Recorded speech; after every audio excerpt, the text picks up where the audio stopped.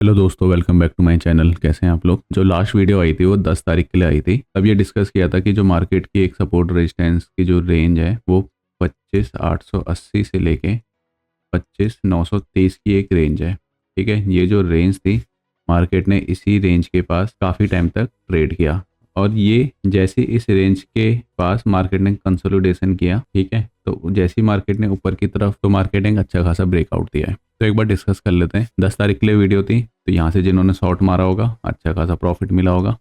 ठीक है, उसके बाद बोला था जब 800 के ऊपर निकलेगी मार्केट, ठीक है, तो हम एक बाय ऑन डिप से related video, buy on dip से रिलेटेड ट्रेड कर सकते हैं जब ऊपर की तरफ निकले। ठीक है, फिर उसके बाद भी उस दिन भी ये 11 तारीख को भी नहीं तोड़ पाई थी। ठीक है, और 12 तारीख को मार्केट गैप अप खुली और इसी रेंज पे मार्केट ने सपोर्ट लिया।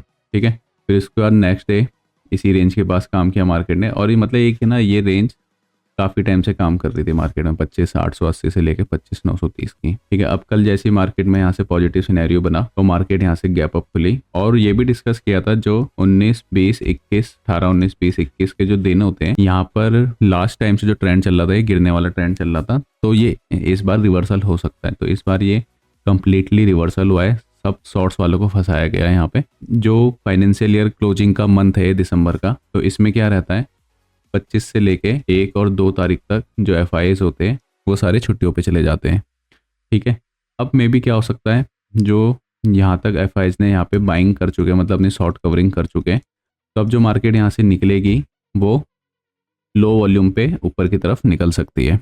ठीक है, ये अच्छा मौका है डीआईएस के पास मार्केट को ऊपर ले जाने का, क्योंकि यहाँ पे वॉल्यूम कम रहेगा। ठीक है, एज कम्पेयर टू अदर देश। तो यहाँ पे और जो ट्रेंड भी रहा है पिछले 15 सालों का, 17 सालों का, तो वो 70% पॉजिटिव रहा है। मतलब इन 7 दिनों में जो 7 ट्रेडिंग डेज है यहाँ पे, तो इन 7 ट्रेडिंग डेज में जो प्रीवियस ट्रेंड रहा है वो पॉजिटिव रहा है। तो इसका मतलब ये नहीं है कि 25-26 हर दिन से ही पॉजिटिव मिले। मे बी वो लास्ट के 4-5 ट्रेडिंग सेशन में मिल सकता है या स्टार्टिंग के ट्रेडिंग सेशंस में मिल सकता है। तो जो ओवरऑल है वो पॉजिटिव रहा है। तो इस पॉजिटिव को कंटिन्यू रखने के लिए जो अभी नियरेस्ट रेजिस्टेंस है मार्केट का, ये रेंज है। तो एक्चुअल में जो अभी रेंज है ना 400-500 पॉइंट की, वो ये रेंज है 26,300 से 25,800, और थोड़ा नीचे ले लेते हैं 25,750।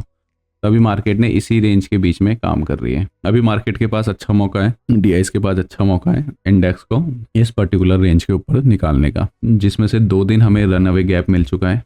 ठीक है, रन अवे गैप, इस रन अवे गैप में क्या होता है, मार्केट गैप अप खुलती है, मार्केट गैप अप खुली प्रीवियस से और एक तरफा ऊपर की तरफ निकल गई, फिर अगले दिन गैप अप खुली, एक तरफा ऊपर की तरफ निकल गई।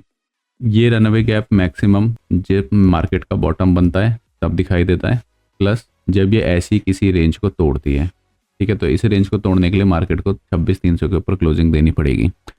हालांकि कल एक्सपायरी है। ठीक है, तो कल एक्सपायरी के लिए जो, अगर कल मार्केट में 150 पॉइंट का रेंज रहता है ऊपर की साइड, तो जो अपना रेजिस्टेंस रहेगा वो रहेगा 26,330 का। अगर यहाँ पे ऑप्शन चेन में 26,330, 26,350, 26,300 पे अगर कॉल राइटिंग होती है, तो इसको एक रेजिस्टेंस मान के तो यहाँ की एक पुट को भी बाय कर सकते हैं।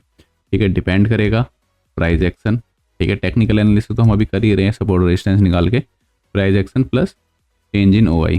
ठीक है, ओआई में क्या चेंज हो रहा है। ठीक है, यहाँ पे जब ओआई में चेंज दिखेगा, प्लस यहाँ पे हमें ऑप्शन चेन में जहाँ पे हैवी कॉल राइटिंग और हैवी पुट राइटिंग होगी, वो सपोर्ट, वो रेजिस्टेंस होगा, उसके बिहाफ पे हम वहाँ पे रिवर्सल ट्रेड ले सकते हैं। तो रिवर्सल ट्रेड के लिए क्या क्या टॉप अपने सपोर्ट रेजिस्टेंस बनेंगे, 26,330 का रेजिस्टेंस बनेगा अपना। ठीक है, और ये जो रेंज है, ये अगर मार्केट इस रेंज तक आ जाती है जो कि है 26,80 की, तो एक बार यहाँ पे बाय ऑन डिप से रिलेटेड यहाँ पे ट्रेड कर सकते हैं। ठीक है, एक्चुअल में ये 26,50।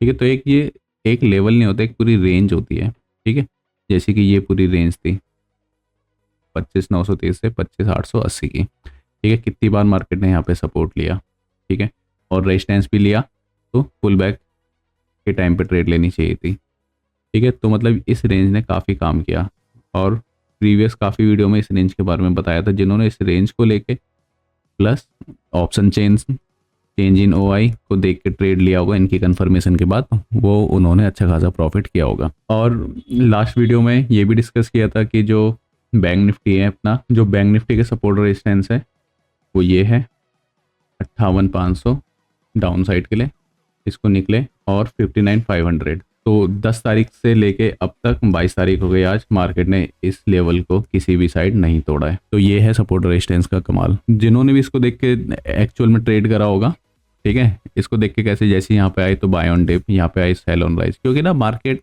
अभी ने एक बहुत अच्छा बुल रन निकाली है यहाँ से, ठीक है, अक्टूबर से नवंबर से। तो मार्केट थोड़ा यहाँ पे कंसोलिडेट करेगी, तो जितना ज़्यादा कंसोलिडेशन होगा उतना अच्छा है, ऊपर की तरफ ब्रेकआउट मिलेगा। इसके बाद आईटी सेक्टर भी रिवर्सल पे, अब आईटी सेक्टर भी अब पॉजिटिव ऊपर की तरफ निकलता जा रहा है, ये भी पहले डिस्कस किया था, ठीक है। जिनको यहाँ पे ट्रेड बनानी है आईटी सेक्टर में, जो मिड कैप के शेयर है उसमें ट्रेड बना सकते हो। कद रिलायंस का जो सपोर्ट रेजिस्टेंस बताया था 1550 का था, तो 1550 के ऊपर अब निकल चुका है प्रॉपर, यहाँ पे कंसोलिडेशन भी कर लिया इसने। तो अब ये जैसे ही निकलेगा तो अब जो नेक्स्ट रैली करवाएगा रिलायंस और भारतीय एयरटेल भी टॉप 10 है लार्ज कैप के शेयर, और वो रैली में पार्टिसिपेट करेंगे निफ्टी को ऑल टाइम हाई के ऊपर न्यू ऑल टाइम हाई बनाने के लिए। जो निफ्टी का ऑल टाइम हाई था जो प्रीवियस था 26,275 था लास्ट ईयर का, ठीक है, और इसके बाद जो इस साल का था 26,330 का है शायद, वो देख लेना एक बार। तो मे भी कल एक बार अपना भी जो सपोर्ट रेजिस्टेंस निकल के आ रहा है कल के लिए 26,330। अगर कल मार्केट बुलिश रहती है तो 26,330 के पास आएगा, हल्का सा नीचे की तरफ पुल बैक देगा 50 पॉइंट का, फिर ऊपर की तरफ निकलता है, ठीक है। तो ऐसा रह सकता है सिनेरियो, और नहीं तो यहाँ से भी रिवर्स हो सकता है, ये डिपेंड करेगा कल इंट्राडे का क्या ट्रेंड रह सकता है। फिर भी अपना जो नियरेस्ट रेजिस्टेंस है 26,330, ठीक है, और इसको एक्सट्रीम रेंज ले लेता हूँ 26,280 से 330, ठीक है। मे बी कल एक्सपायरी प्ले हो तो कल ना तोड़े और नेक्स्ट डे गैप अप खुल के इसको निकाल दे ऊपर की तरफ। फिनटेक के शेयर्स BSE, एंजल वन, इन शेयर्स में ट्रेड कर सकते हो। BSE 2610 का बताया था, ठीक है, ये यहाँ पे आया, देखो 2610 के पास ही आया, 2580 के पास, ठीक है, प्लस 2510 का 2530 का इसका सपोर्ट था, ठीक है। तो ये भी बोला था मार्केट में कि जैसे ही अगर यहाँ पे इसके पास आता है तो पुल बैक पे हम यहाँ पे इसमें ट्रेड ले सकते हैं। नेक्स्ट इसका एक बार एंजल वन का भी यही था, बोला था 2800 के पास रेस्ट करेगा, जो कि इसने यहाँ पे रेजिस्टेंस लिया। फिर इसके बाद जैसे ये अब इस लेवल के ऊपर निकल गया, ये अब जैसे इस लेवल के ऊपर निकलता है 2610 के ऊपर, तो इसमें भी एक ट्रेड बना सकते हैं। उसके बाद एक बार हम देख लेते हैं सेंसेक्स 86,000 पे रेजिस्टेंस है, ठीक है, ये भी निफ्टी की तरह पैरेलली बिहेव कर रहा है, तो ये भी जैसे इसके ऊपर निकलेगा ये भी एक अच्छा खासा ब्रेकआउट दे सकता है। ब्रेकआउट भी कितना 8% का, अब 8% जरूरी नहीं 1 मंथ में आ जाए, ये भी 3 मंथ तक लेके चल सकते हैं इसमें। अब रैली आने को तो 15 दिन में ही आ जाती है अगर जब भी रैली आनी होती है, पर वो कंसोलिडेशन के बाद आती है।